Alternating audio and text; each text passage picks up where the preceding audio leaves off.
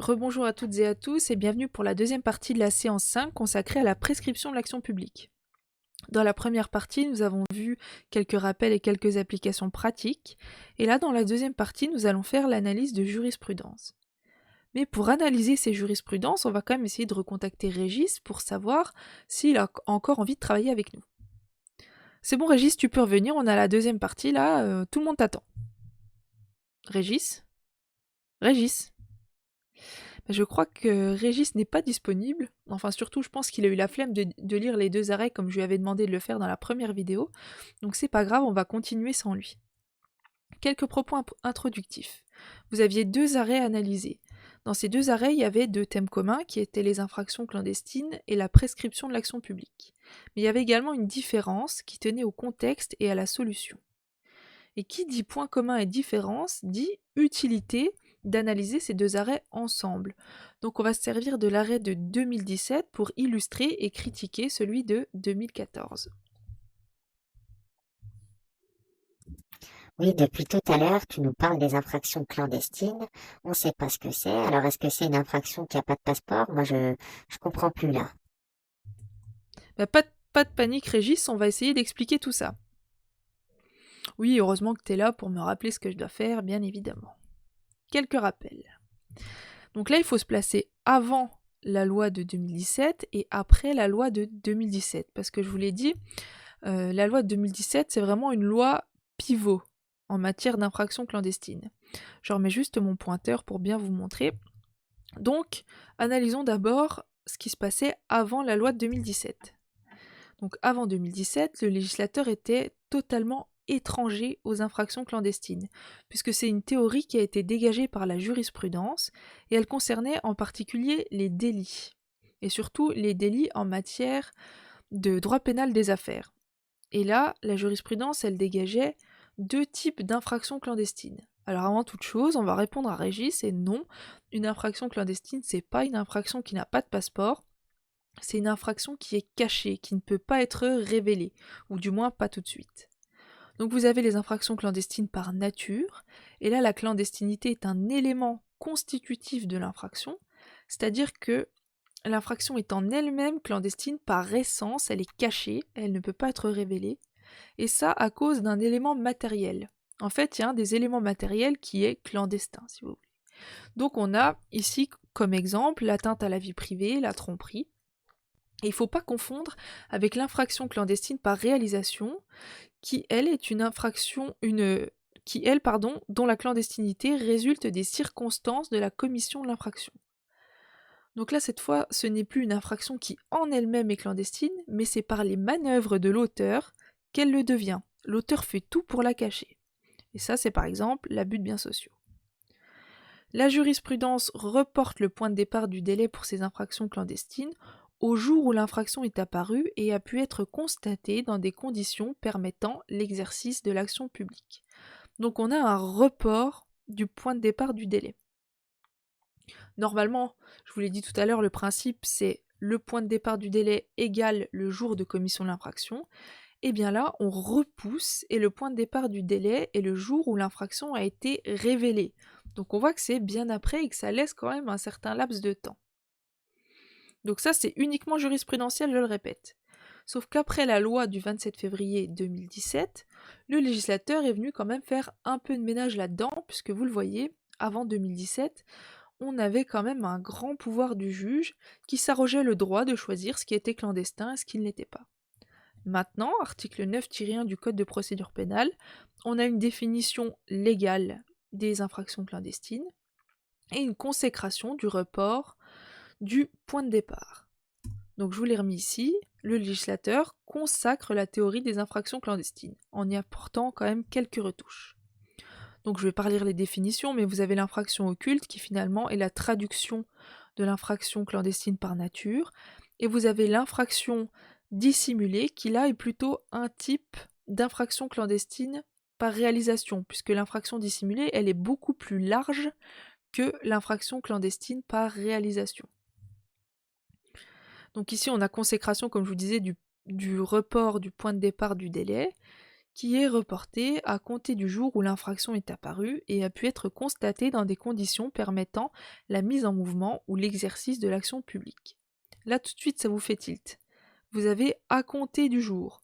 Donc, en cas de cas pratique, si vous avez une infraction occulte ou dissimulée, pour calculer le délai, vous vous placez le lendemain à 0 heure, le lendemain de la révélation. On a un délai butoir, je vous l'ai rappelé ici. Alors pour l'instant, on va pas revenir dessus parce que c'est un peu compliqué, il y a déjà pas mal d'informations. Si vous voulez approfondir, je vous invite à regarder le document que j'ai posté sur Arch. C'est dans le tableau, je crois, oui, dans le tableau sur le point de départ du délai. Et j'ai tout expliqué. Donc si vous voulez approfondir, allez lire ce tableau. Et là, ici, on avait l'arrêt de 2014 à commenter. Donc on doit se placer dans ce côté-là de la diapositive. Et je vous disais tout à l'heure que ça, c'était une théorie qui concernait particulièrement les délits. Et jusqu'en 2014, il n'y avait rien qui était prévu pour les crimes clandestins. Donc ici, vous aviez dans l'affaire plusieurs infanticides, et les infanticides, on est d'accord, c'est des crimes. Donc là, la jurisprudence, est-ce qu'elle a analysé ces crimes comme clandestins ou pas, et qu'est-ce que ça a fait sur l'action publique ? Sur la prescription de l'action publique, pardon. On va le revoir tout à l'heure, je vous propose de ne pas répondre tout de suite à cette question, pour qu'on puisse avoir tout le luxe de le faire pendant le commentaire. Là, c'est bon, ça y est, j'ai enfin tout compris. On va pouvoir jongler avec les concepts et faire le commentaire. Mais pas tout de suite, Régis a un peu de patience, puisque d'abord il faut voir les faits et la procédure, il faut contextualiser notre arrêt. Alors pour contextualiser cet arrêt, je vous propose déjà de rappeler quelques faits, et avant tout de vous indiquer une petite subtilité, c'est que vous connaissez peut-être cette affaire sous le nom de l'octuple infanticide ou de l'affaire L'Empereur. Alors pourquoi est-ce qu'on l'appelle l'affaire L'Empereur ? C'est parce que la principale accusée, enfin l'accusée, c'était Dominique L'Empereur, qui a ensuite épousé Monsieur Cotret, donc qui maintenant s'appelle Dominique Cotret. Et voilà, donc sachez que si vous dans la presse vous voyez octuple infanticide ou affaire L'Empereur, c'est de cette affaire-là qu'on parle. Et si ça vous intéresse, il y a même eu un reportage de l'émission Crime sur le sujet qui est assez intéressant, et vous pouvez voir Dominique Cotret en train d'expliquer ses motivations, ce qui l'a poussé à tuer ses enfants. Donc rappelons les faits, donc entre 1989 et 2006, Madame Cotret a tué 8 de ses nouveau-nés. Le 24 juillet 2010, deux cadavres de nouveau-nés ont été retrouvés enterrés dans le jardin. Donc une enquête a été ouverte, elle a été placée en garde à vue, et en garde à vue, elle a avoué 6 autres infanticides. Une instruction a donc été ouverte et elle a été mise en examen. Pendant cette instruction, elle a fait une requête pour voir la prescription déclarée. En gros, elle a posé une requête pour essayer de faire déclarer les faits prescrits. Bien sûr, sa demande a été rejetée, elle a donc fait appel, et l'appel a confirmé les ordonnances du juge d'instruction. Madame Cotret s'est donc pourvue en cassation.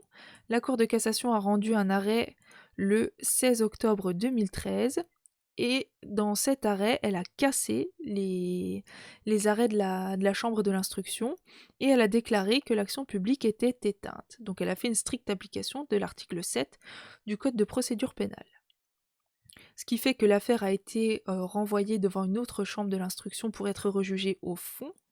Et finalement, c'est la chambre de l'instruction de la Cour d'appel de Paris qui a rendu un arrêt de résistance le 19 mai 2014. Elle a déclaré que l'action publique n'était pas prescrite, puisqu'il y avait un obstacle insurmontable à l'exercice des poursuites, donc le délai était suspendu.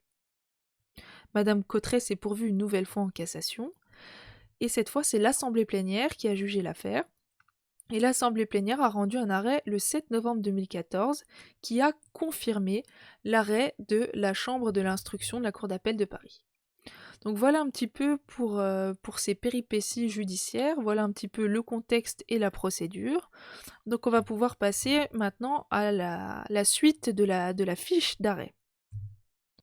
Et bien, avant de passer à la suite de la fiche d'arrêt, je voudrais quand même dire que c'est normal que la prescription n'ait pas été déclarée acquise, parce qu'elle a quand même tué 8 de ses enfants. C'est quand même inadmissible, non? Mais c'est pas si simple que ça, puisque si on regarde les motivations, on peut se rendre compte qu'elle avait tué 8 de ses nouveau-nés parce qu'elle avait été violée par son père de ses 8 ans jusqu'à aujourd'hui, et elle avait peur que ces 8 enfants soient des enfants incestueux. Et par ailleurs, elle avait également eu une expérience difficile avec le corps médical lors de son premier accouchement, ce qui l'a donc empêché moralement, si on peut dire, de prendre une contraception. Et là, dans ce que je te disais tout à l'heure par rapport au débat sur la prescription en première partie, on pourrait se demander si finalement elle ne mérite pas un pardon légal, puisqu'elle a quand même, elle aussi, souffert de cette situation. T'en penses quoi? Et je pense que ce que tu as dit aussi tout à l'heure sur la prescription, tu as dit que le, la prescription était acquise aussi parce que le trouble à l'ordre public n'était plus si vif. Et ben là, quand même, le trouble à l'ordre public, il est vif à la découverte des cadavres. Je suis tout à fait d'accord avec toi, et si tu veux bien, on va garder ce débat pour la suite du TD, on va le réutiliser pour le commentaire. Passons aux arguments des parties. Ici, deux visions des choses s'opposaient. La vision de la demanderesse au pourvoi, donc Dominique Cotteret, et la vision de la Chambre de l'instruction de la Cour d'appel de Paris. Pour rappel, la Chambre de l'instruction de la Cour d'appel de Paris avait jugé que, comme il était impossible de dater les faits avec précision, on ne pouvait pas appliquer l'article 7 du Code de procédure pénale. Pour le dire autrement, si on ne peut pas dater le premier infanticide, c'est impossible d'appliquer le délai de 10 ans. Donc, les faits ne sont pas prescrits, puisque la prescription est suspendue jusqu'à la découverte des cadavres, à savoir le 24 juillet 2010, puisqu'il existe un obstacle insurmontable à l'exercice des poursuites. La Chambre de l'instruction caractérise cet obstacle de la manière suivante.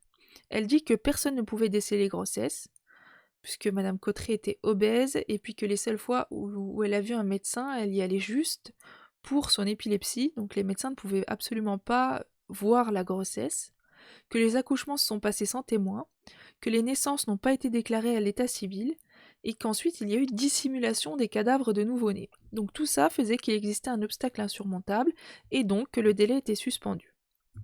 Et là, les avocats de Madame Cotteret, forcément, ne sont pas d'accord, et disent que, en refusant d'appliquer l'article 7, la Chambre de l'instruction a excédé ses pouvoirs. En fait, puisque l'article 7 existe, il faut l'appliquer, c'est ça que nous disaient les avocats. Et ils disent aussi qu'il n'y avait pas d'obstacle insurmontable à l'exercice des poursuites, que la Chambre de l'instruction s'est trompée dans son appréciation, et qui dit pas d'obstacle insurmontable dit pas de suspension. Donc là, voilà, on a vraiment deux visions des choses qui s'opposent, et de ces deux visions des choses naît une problématique juridique. Je vous rappelle que la problématique juridique, elle doit être assez concise et formulée en termes juridiques. Je vous propose celle-là, si vous en aviez fait une différente, ça pouvait être bon aussi, mais pour l'instant, tenons-nous-en à celle-ci. Quel est l'impact de la dissimulation des meurtres d'enfants nés clandestinement sur la prescription de l'action publique? Donc voilà la problématique, et l'Assemblée plénière de la Cour de cassation nous répond en plusieurs temps, et elle dit d'abord que, selon l'article 7 du Code de procédure pénale, l'action publique se prescrit à compter du jour où le crime a été commis, mais la prescription est suspendue en cas d'obstacle insurmontable à l'exercice des poursuites, que la caractérisation de cet obstacle relève de l'appréciation souveraine des juges du fond, et qu'en l'espèce, nul n'a été en mesure de s'inquiéter de la disparition d'enfants nés clandestinement, morts dans l'anonymat, et dont aucun indice apparent n'avait révélé l'existence. Donc, la Chambre de l'instruction a caractérisé l'obstacle insurmontable, ce qui fait que la prescription de l'action publique a été suspendue.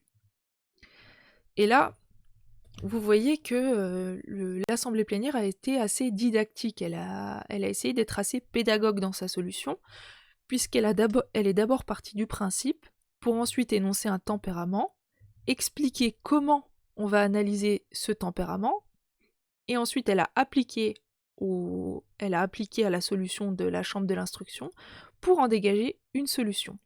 Je rappelle ici que la Cour de cassation ne juge pas en fait, elle juge uniquement en droit. Donc ici, elle a juste regardé si le principe juridique était bien appliqué.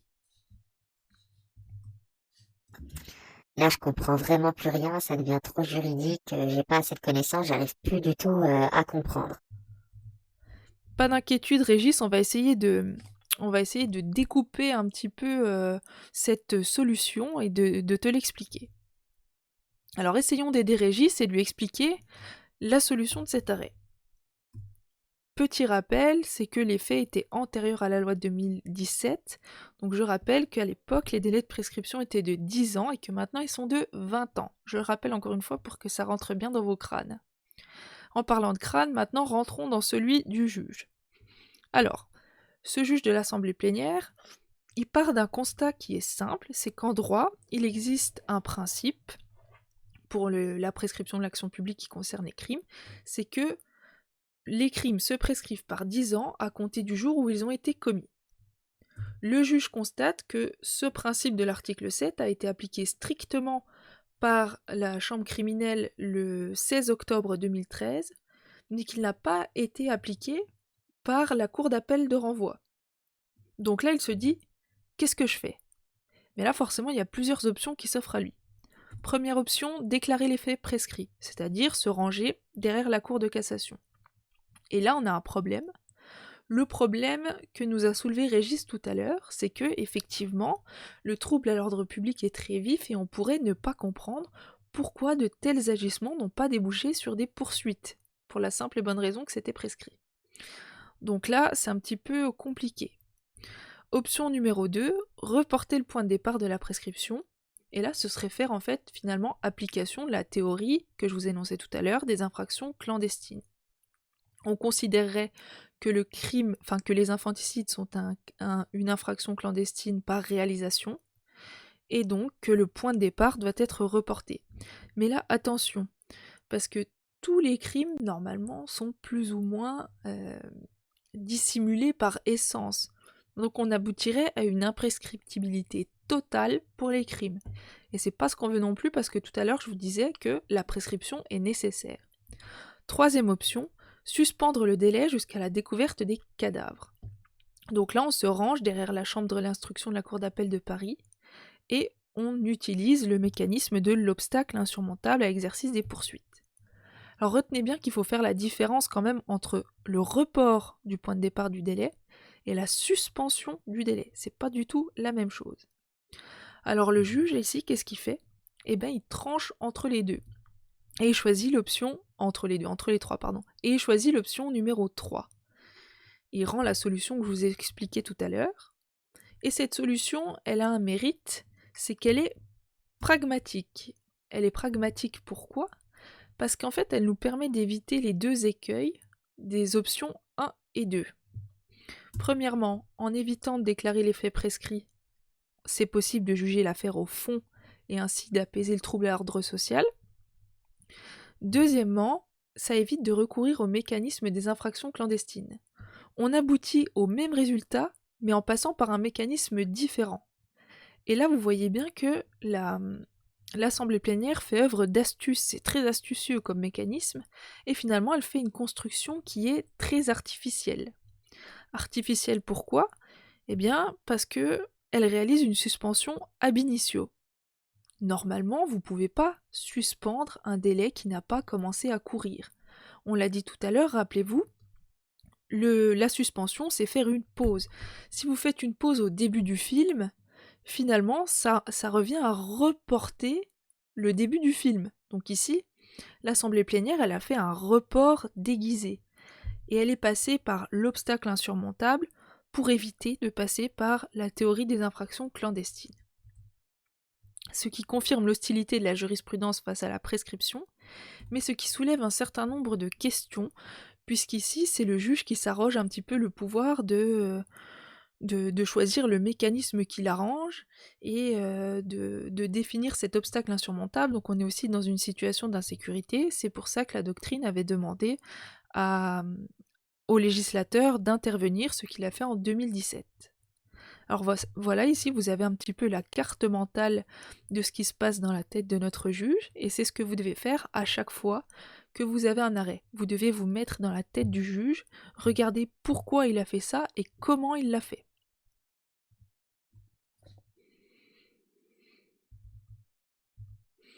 Rapprochons maintenant cet arrêt avec celui de la Chambre criminelle du 13 décembre 2017. Je vous remets la solution de l'arrêt de l'Assemblée plénière et concentrons-nous maintenant sur les faits de l'arrêt de la chambre criminelle du 13 décembre décidément 2017.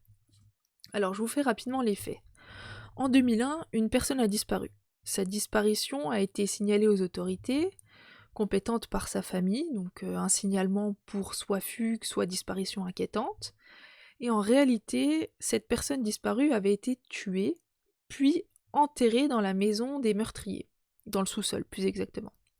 En 2010, le corps a été déplacé dans la forêt. En 2015, la compagne d'un des auteurs les a dénoncés, ce qui fait qu'une instruction a été ouverte à l'encontre de 3 personnes, un père et ses 2 fils. Lors de cette instruction, les mises en examen ont déposé une requête tendant à faire constater la prescription des faits, requête qui a été rejetée par le juge d'instruction. Donc un appel a été formé et finalement la chambre de l'instruction de la cour d'appel de Lyon, dans un arrêt du 13 avril 2017, a considéré que la prescription n'était pas acquise, puisque s'agissant d'un crime occulte s'accompagnant de dissimulation, le ministère public n'avait pas été à même d'exercer l'action publique. Donc le point de départ est reporté à la date à laquelle l'infraction a été révélée. Là, vous faites bien déjà une connexion différente avec l'arrêt de 2014. En 2014, on parlait de suspendu, et là, on parle de reporté. Bon, ça n'a pas grand intérêt pour nous, mais je voulais vous le faire remarquer. Comme la chambre de l'instruction avait refusé de déclarer la prescription acquise, les accusés ont formé un pourvoi en cassation, et la Cour de cassation a cassé l'arrêt d'appel en déclarant que la seule dissimulation du corps ne caractérise pas un obstacle insurmontable à l'exercice des poursuites pouvant justifier la suspension de la prescription de l'action publique. Et là on revient sur la suspension. Alors voilà un petit peu le contexte de l'arrêt de la chambre criminelle du 13 décembre 2017, et on doit relever plusieurs choses. Première chose, il y a un point commun avec l'arrêt de 2014, c'est qu'à chaque fois on a des cadavres dissimulés. Mais il y a aussi une différence, c'est qu'ici il existe un signalement de la famille auprès des autorités pour fugue ou disparition de personnes. La solution, à première vue, paraît différente de celle de l'Assemblée plénière, mais en réalité, elle ne porte pas sur les mêmes choses, puisqu'ici, en 2017, la solution tente à éclaircir et à éclairer la notion de obstacle insurmontable à l'exercice des poursuites. Et ici, on voit bien que la Cour de cassation nous dit ce n'est pas parce qu'il y a eu dissimulation de cadavres qu'il y a eu obstacle insurmontable. Ici, il n'y a pas d'obstacle insurmontable parce que il y avait également eu un signalement. Et comme il y a eu signalement, alors l'infraction pouvait être connue par les autorités. Donc là, aucune excuse, on pouvait agir. Donc ça, c'est ce que je vous expliquais. Et juste un petit point supplémentaire, rappelez-vous bien que les faits étaient également antérieurs à 2014, donc maintenant, à l'heure actuelle, la solution pourrait être différente, parce que je vous disais, la catégorie des infractions dissimulées est beaucoup plus large maintenant. Voilà.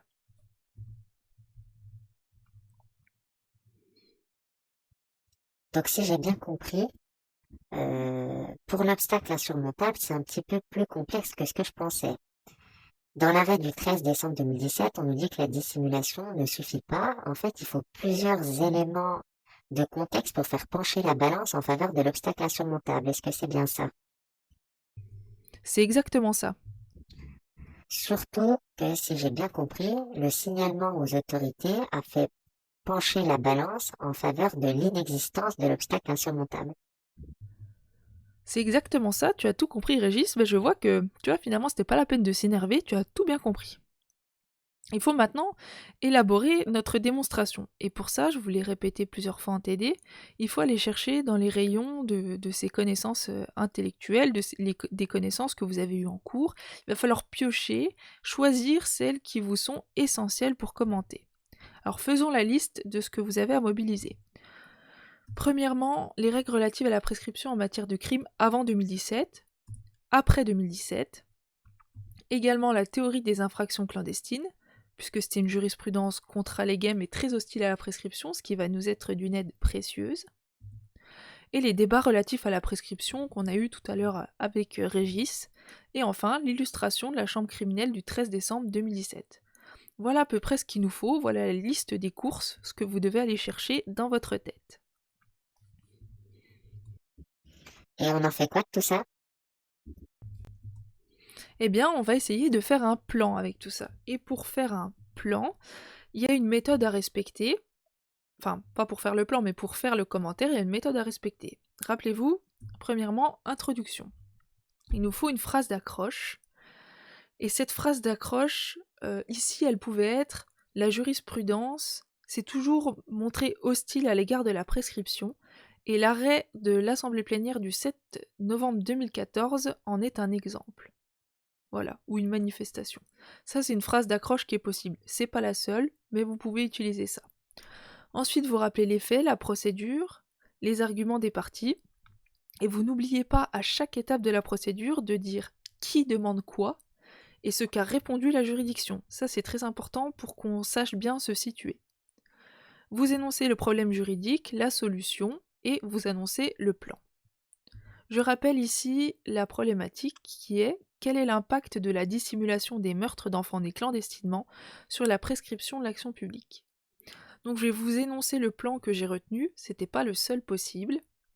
Si vous voulez me soumettre vos plans, c'est mieux, parce que comme ça je peux regarder individuellement tous vos travaux et vous dire si le plan était adéquat ou non en fonction de votre problématique.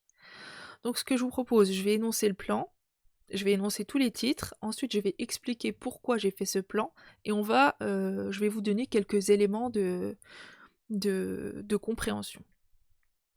Alors, grand 1, une solution pragmatique, l'entorse aux règles de la prescription. Grand A, la neutralisation des règles de l'article 7, alinéa 1 du Code de procédure pénale. Grand B, la caractérisation d'un obstacle insurmontable justifiant la suspension du délai. Grand 2, une construction prétorienne artificielle source d'interrogation. Grand A, les effets ambigus de la suspension ab initio. Grand B, la confirmation de l'hostilité de la jurisprudence au regard de la prescription. Alors, on va prendre bloc par bloc. Pour notre grand 1, on a dit que c'était une solution pragmatique qui conduit à l'entorse aux règles de la prescription. Notre grand A, il va être consacré à pourquoi est-ce qu'on fait une entorse aux règles de la prescription, et notre grand B, il va être consacré à comment est-ce qu'on fait cette entorse. Au niveau du grand 2, notre grand A, il va être... le grand 2, c'est une construction prétorienne artificielle, source d'interrogation. En grand A, on va donc analyser pourquoi le mécanisme est artificiel. Et en grand B, on va voir un petit peu les impacts de cette construction artificielle. Donc pourquoi et quels sont les impacts. On remplit notre 1A. Alors ici, neutralisation des règles de l'article 7 du Code de procédure pénale. Vous rappelez les règles de l'article 7, ancien, je précise, donc que le crime se prescrit par 10 ans à compter du jour où l'infraction a été commise, qu'ici on est en matière d'infanticide, donc infraction instantanée. Voilà, vous faites un petit récapitulatif. Vous dites que la chambre criminelle de la Cour de cassation, le 16 octobre 2013, avait penché pour cette option et fait une application stricte des règles de l'article 7, et que c'était une solution qui pouvait être justifiée au regard des nécessités de la prescription. Vous parlez un petit peu du pardon légal. Du pardon légal. Et vous prenez ensuite l'exact contre-pied en disant que si ça peut être justifié au regard de la prescription, ça peut aussi être critiquable, puisque comme le disait Régis tout à l'heure, le trouble à l'ordre public est encore très vif et il a été finalement révélé en même temps que l'infraction. Et donc là, vous dites que c'est la solution qui a été retenue par l'Assemblée plénière de la Cour de cassation et qui avait été aussi évoquée par la Chambre de l'instruction, et que c'est une solution qui est très pragmatique et qui va permettre de juger au fond par en fait la suspension du délai. Et là, ça vous fait le lien avec le grand B. Et dans votre grand B, vous rappelez simplement que la suspension avant 2017 des délais, elle était uniquement envisagée sous le prisme de la jurisprudence. Vous dites qu'ici, l'obstacle insurmontable, il relève de l'appréciation souveraine des juges du fond. Vous dites pourquoi en l'espèce il y avait obstacle insurmontable, donc je le rappelle, grossesse dissimulée, naissance clandestine, dissimulation des cadavres, que tout ça a donné naissance à un obstacle insurmontable. Vous dites que l'obstacle insurmontable ne peut pas s'apparenter à la seule dissimulation des cadavres. Vous rappelez l'arrêt de 2017. Et vous faites une petite transition vers le grand 2 en disant que finalement on peut se demander pourquoi est-ce que l'Assemblée plénière n'a pas utilisé la théorie des infractions clandestines.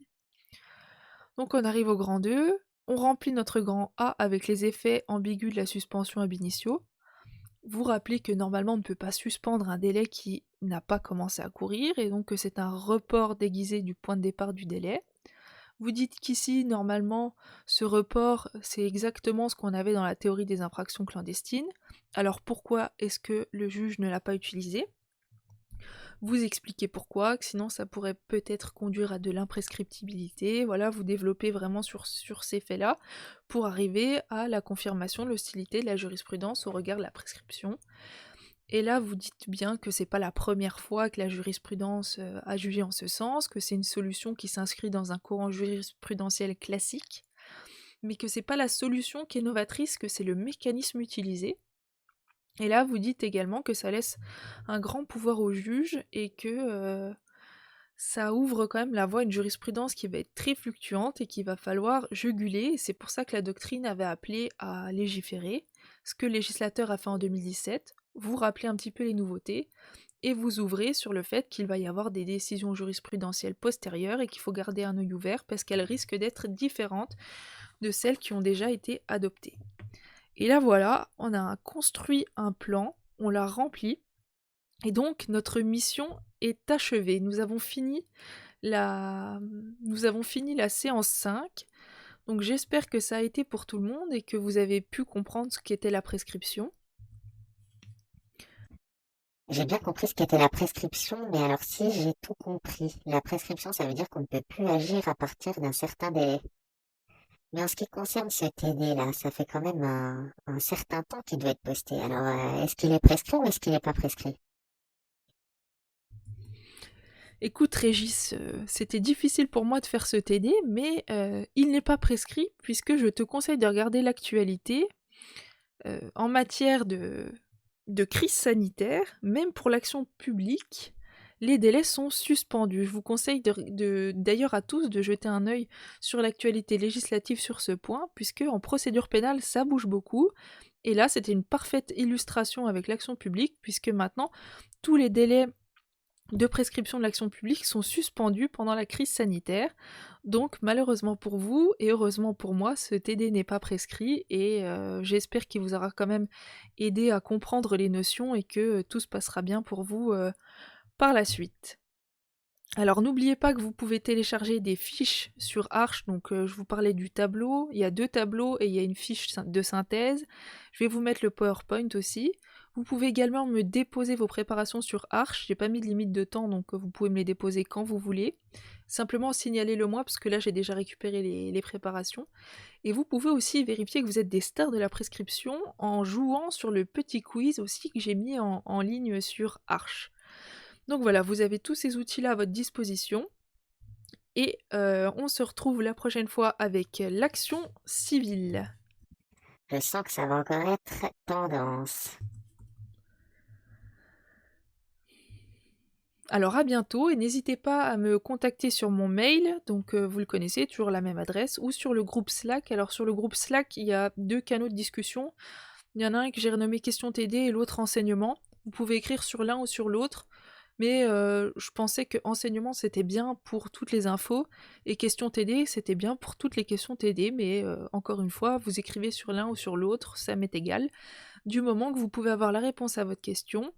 Et c'est avec beaucoup de regrets que je n'ai pas fait ce TD en face à face avec vous, mais j'espère que vous avez quand même pu être satisfait du format. Et sinon, n'hésitez pas à me le dire aussi. Voilà, à bientôt.